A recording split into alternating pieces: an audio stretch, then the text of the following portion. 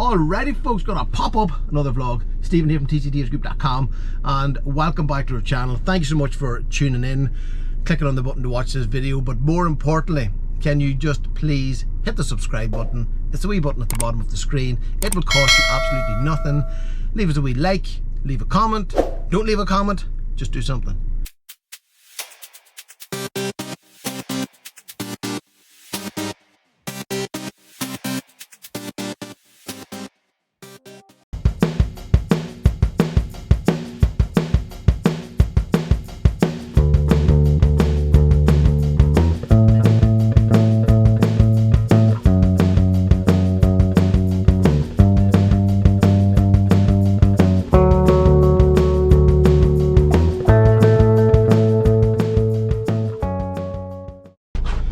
Alrighty guys, another driver assessment completed.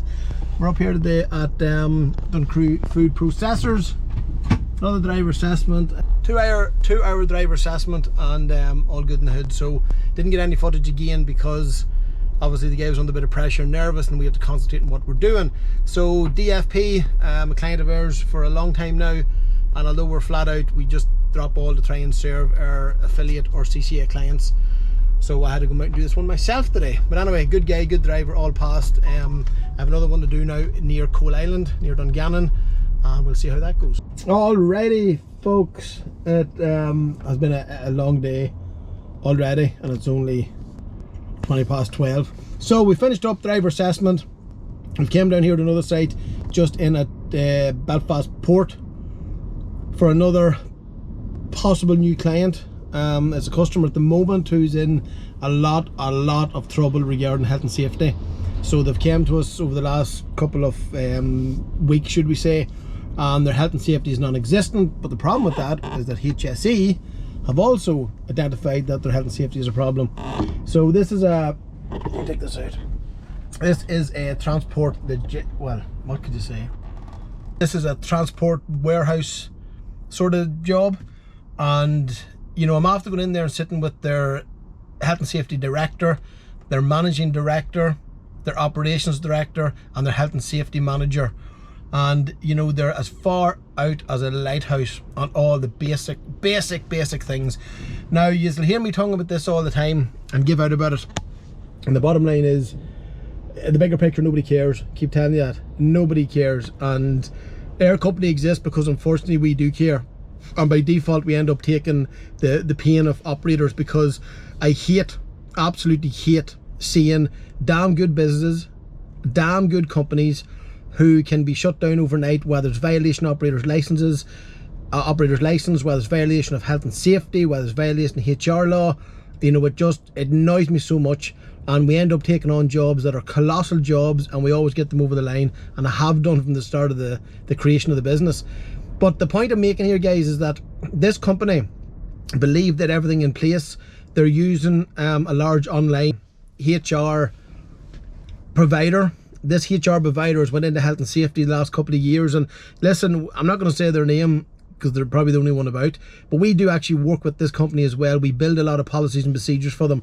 But my problem is that they've went into an industry that they've no idea about, which is the depths of health and safety. A lot of people think health and safety is just a couple of documented policies and procedures and that's it. You couldn't be more wrong. So we've had an incident in this company, an accident. I'm trying to use the words right because I don't really want to pin who it is, but they're very open about it. And actually I just discussed with them that you know, we might sit down and do a bit of a YouTube video after we get them out of this particular problem that they're in. But the bottom line, guys, health and safety, you know, it is a very simple system, and it's all about, when we talk about risk assessments, you know, risk assessment is identifying a risk. That's it. What is the risk? The end result will never change. And I always give the example of a forklift. If you're hit by a forklift or crushed by a forklift, the end result is death. That is it, and that will never go away. But what you put in is mitigating risks to reduce the risk in the event of getting squashed by a forklift that ends up with you being dead. It's as simple as that. So yeah, this company, they have a lot of documents in place. None of them make sense. None of them have been reviewed. There's no continuity. So if they talk about a risk assessment and a policy, it doesn't relate to any training. It doesn't relate to any SOPs, safe operating procedures. It doesn't, there's no RAMs in place, which is your risk assessment and your method statements. Everything is nice and shiny and beautiful, but there's no substance to it, which now has left them in serious problems. So yeah, I'm not going to turn the camera around because I don't want you to see where we are. But anyway, next job now, Coal Island, Dungannon. So a lot of people always ask me afterwards with a vlog, is that they like the explanation side of it. Other people like obviously the visual side of it, and there's places we go in that we just cannot vlog. And most of the companies we go into at last minute, or as somebody who's came on board recently, it takes a long time for us to get them up to the level that they're legally required to be in, and therefore a lot of them could be being revoked of operator's license. They could be being prosecuted for corporate manslaughter, corporate homicide. There could be violations of health and safety. There could be anything. So we have to be very careful who we put up on the channel.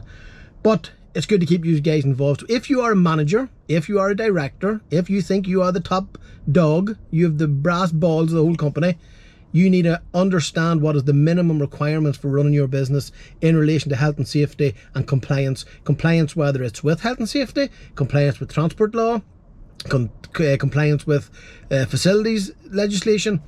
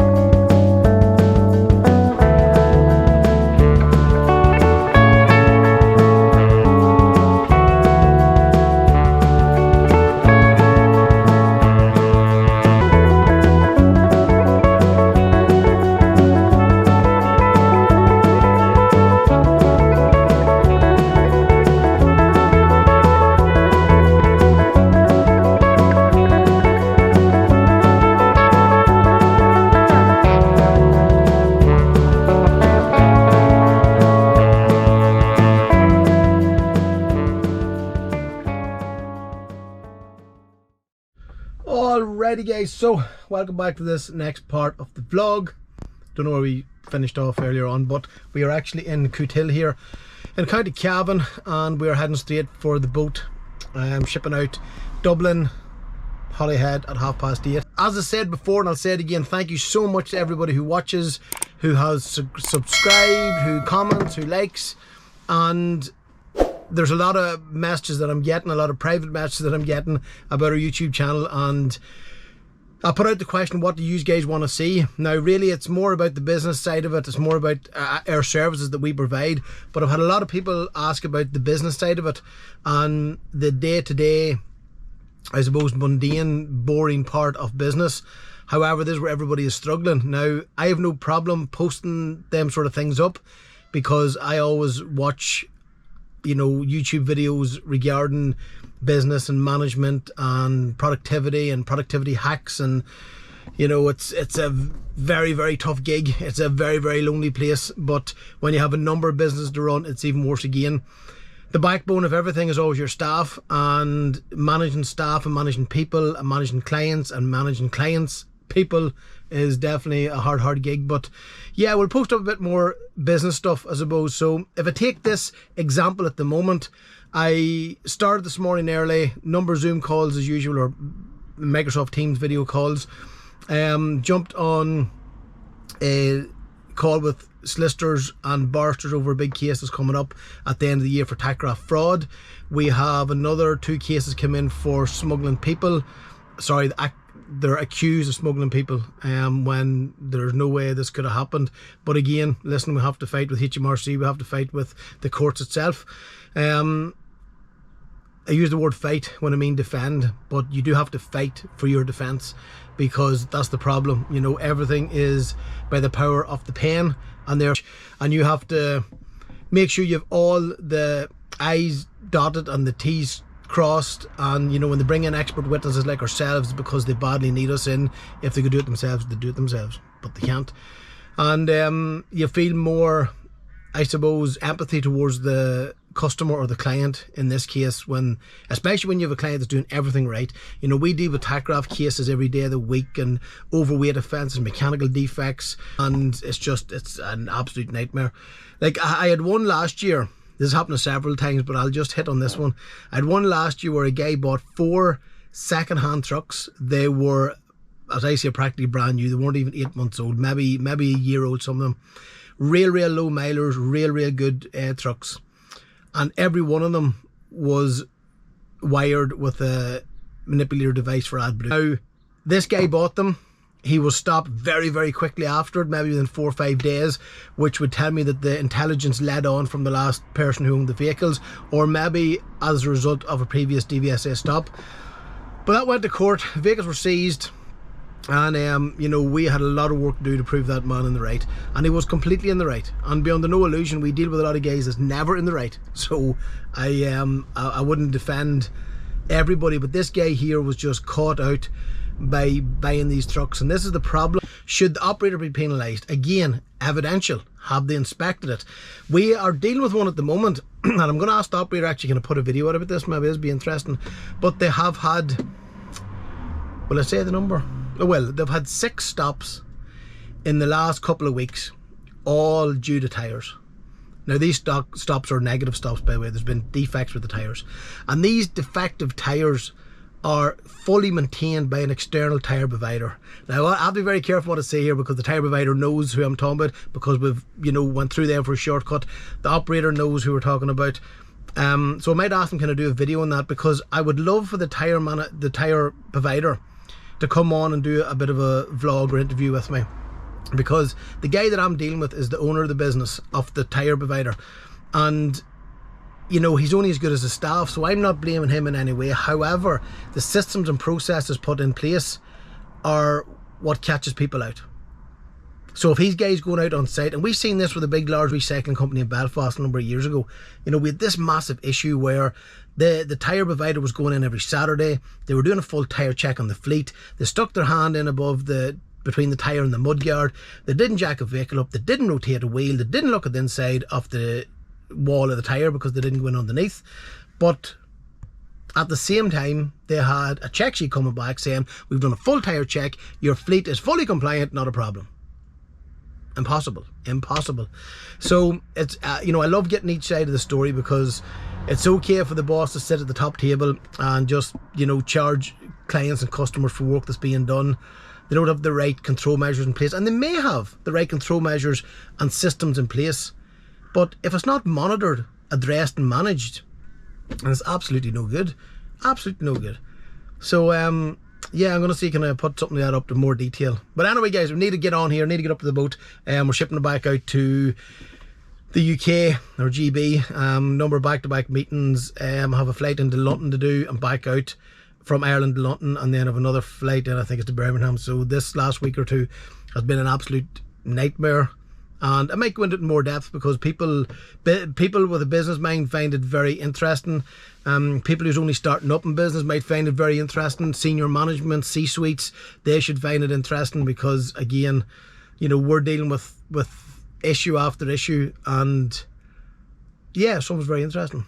Anyway, forward.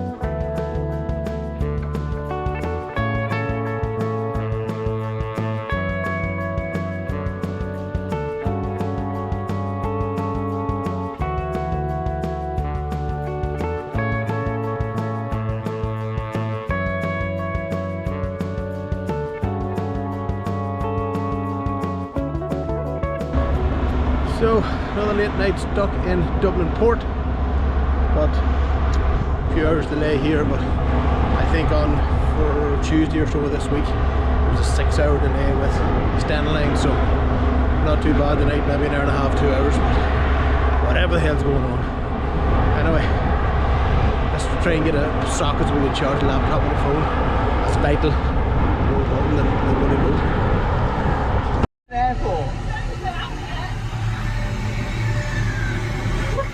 It's so high, those people are like ants. Alrighty folks, so as per usual, sitting in the van or in a vehicle on the laptop, going through a lot of planning and operations for this week and all the usual stuff that comes with it. As I said earlier in one of the other clips, is that a lot of people ask about the business side of things and about just the basic day-to-day and how we run our systems and our processes.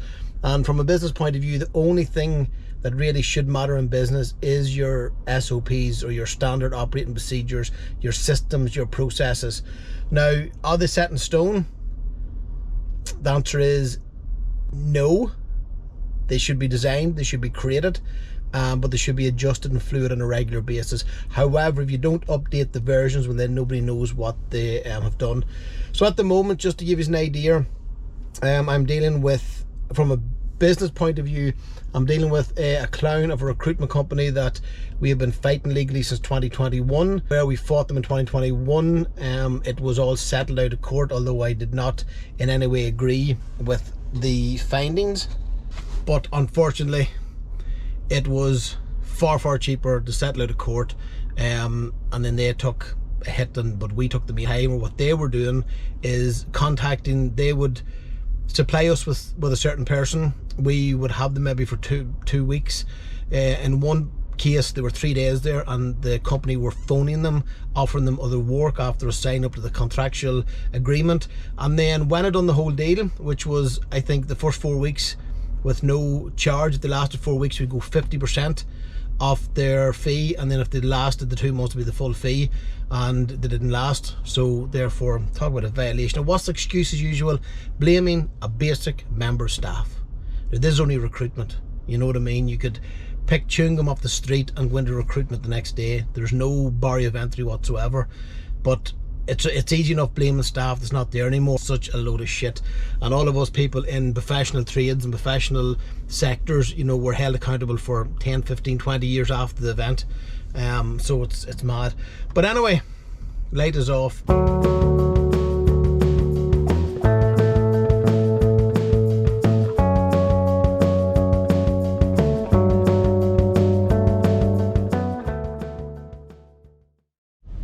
Alrighty guys, so we are back down here at Holyhead port, and we have a number of meetings with new customers and clients, a completely new European guys who are shipping Europe, GB, and then GB Ireland, and then coming back into GB. So they're very conscious of their cabotage rules as well, and hence why we will be in discussion and communication with them regarding operating centres in the UK, because they do have UK businesses. One has an Irish business, but they've no operating centres or operator licenses in the 2 countries. So that's something that we can offer out to these guys as well.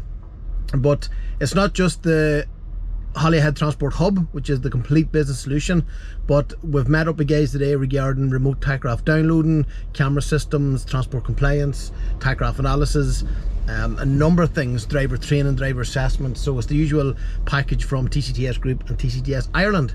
So I need to get out of here to my next meeting. Yeah, so there's a lot of stuff going on, but anyway, we'll keep you updated. We'll make it a chat later on from the camera back at our site in Holyhead.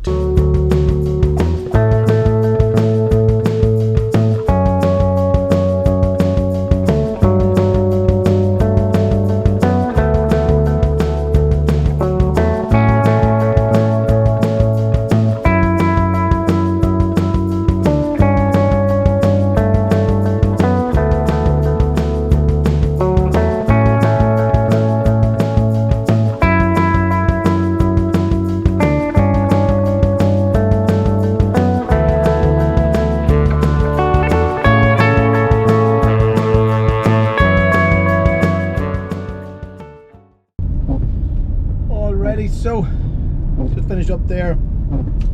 Another meeting for another new client, this time based in Holyhead, for all their transport compliance, operator's license, health and safety, Ford accreditation.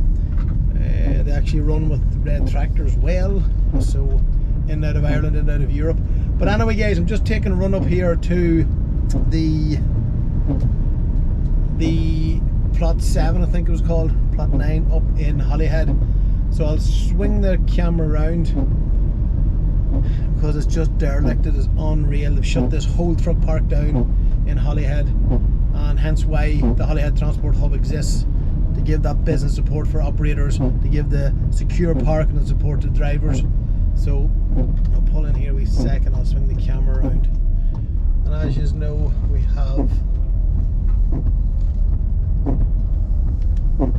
sorry, so the whole site has been completely shut down.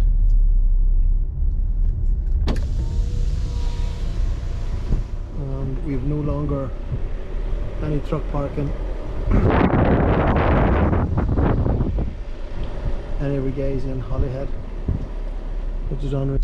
So yeah, the whole site's been shut down, and the only place to go now really is ourselves at Amona, which is 15-20 minutes max down there 55. Come off at junction 6 rather than junction 5. If you come off at junction 5, you're going through a wee village, which we don't want. So junction 6, come back on yourself, signposted for Mona, and then into Mona Industrial Estate. And we're in around the corner, nice peaceful large site with sharers, facilities, secure parking. You know, this place, we were up here not what, 2 or 3 weeks ago maybe, before they shut it all down, and as you can see, it's just completely abandoned now because the government want it back. Right, Auditors at our site within the Holyhead Transport Hub. Who's in now? There's our buddies, BM Transport, and Heffin Thomas as well, who supplies with a number of portaloos for other sites that we have. But just when you turn into the site, for anybody that doesn't know, take immediate right and we are down the end of this road. So we had new tarmac laid yesterday at the entry, and if you followed our journey to date, you'll see that we've had so much construction work done on the site, especially in around the ramp and the tarmac works around the toilets and things. So your man still there. Right, let's try and make our way in. Alrighty guys, so just out here at the Holyhead Transport Hub, and with one of our clients in. Absolutely beautiful rig.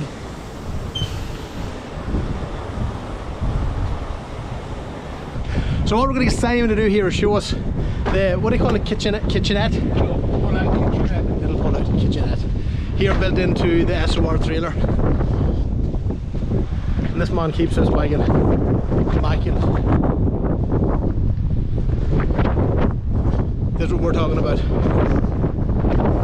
Right, Simon, show me the business, show me the money. There you go, so that's where you put your water in. It's a bit dirty at the minute. Water tank. And there you go, put your cooker on there. And was this an additional extra? Yeah, additional extra. Put your water bowl on there. Some job, boy. All aluminium. All added. No weight, no nothing. No mate, no nothing.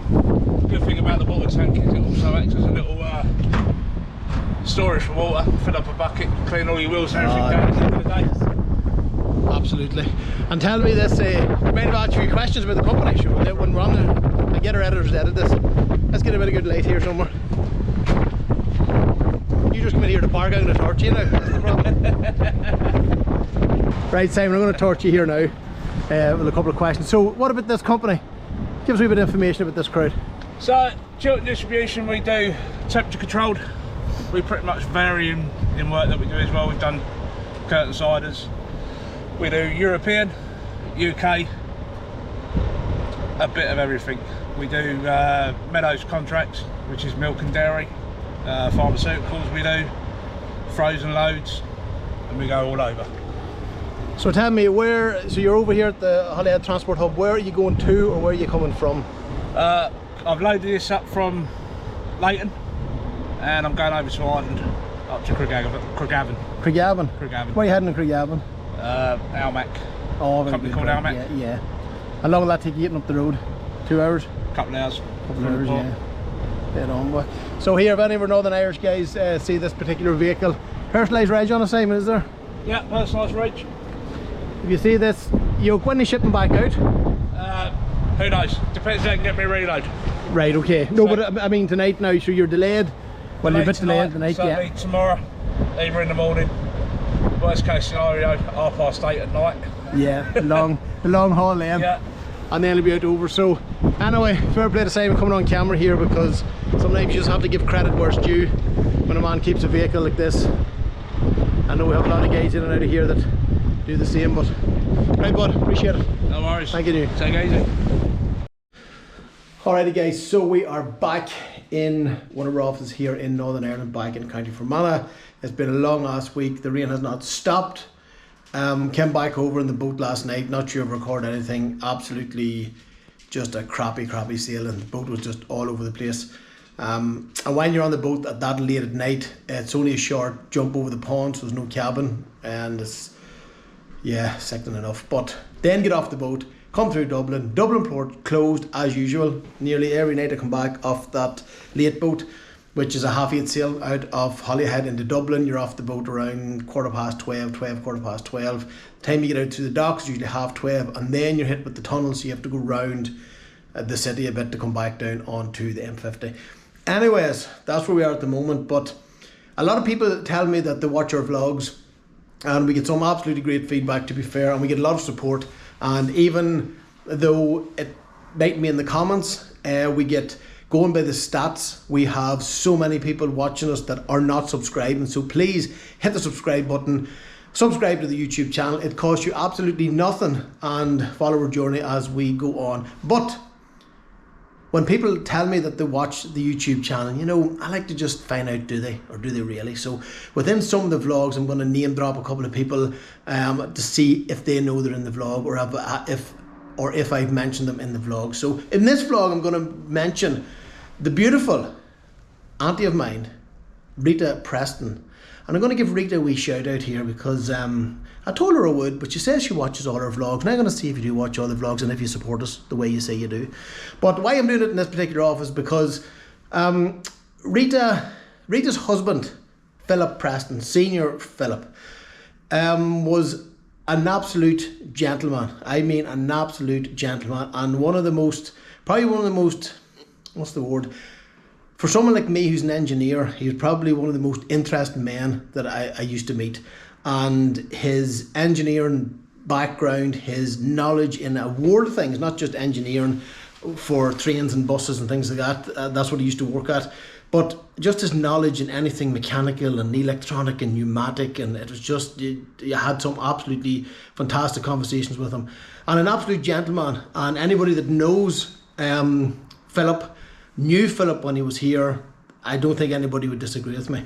But why I bring him up here in this particular vlog is because I'm in here in the office, and down here in the corner, I'll take this out of here. So down this in the corner of my office, a picture, which is actually the mass card of Philip. And as I say, he sits up in here. I have in the other offices, the likes of my father and my brother, and now unfortunately my mother is in a lot of offices. But anyway, quick shout out there, because Rita, if you're watching this, then you would have seen this wee segment, which will stick in somewhere in the middle or near the end. Klaus sorted out, good man. So what I want you to do is comment down below with just the word Philip Preston. That's all I want you to put down. Or you can put in anything you want. You can put in anything like Stephen is the best nephew I've ever had in my life, and you know, he's awesome. You can put that down if you want, but really Philip will do just in the comments.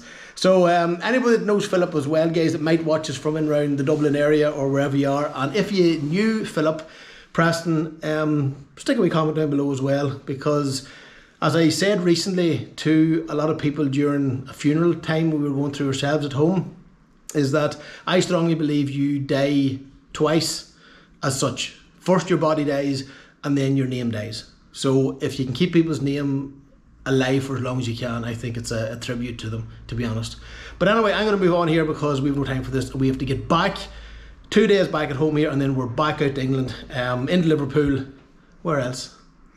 Liverpool, Scarborough, Newcastle, Leeds, I think. Anyway, follow us along, guys. That is all.